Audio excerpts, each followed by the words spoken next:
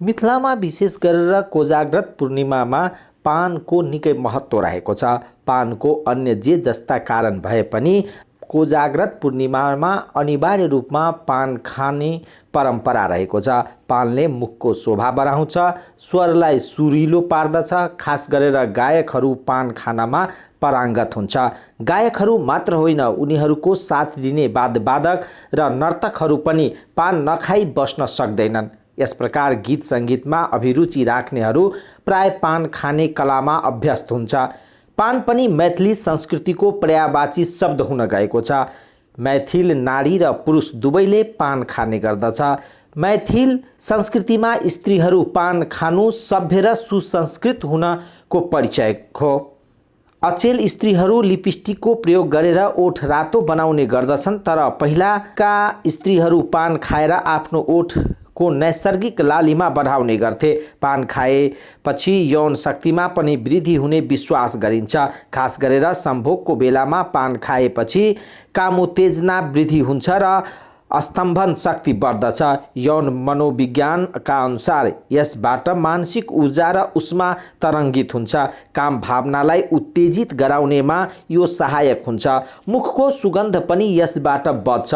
पानलाई पवित्र वस्तु मानिन्छ र पूजा आर्जा, विवाह, व्रतबन्ध बाहेक विभिन्न यज्ञादिमा यसको प्रयोग अनिवार्य मानिन्छ।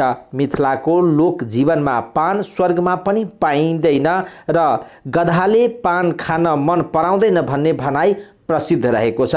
मैथिल लोककलामा पानको घर बनाउने प्रचलन र परम्परा धेरै पुरानो हो।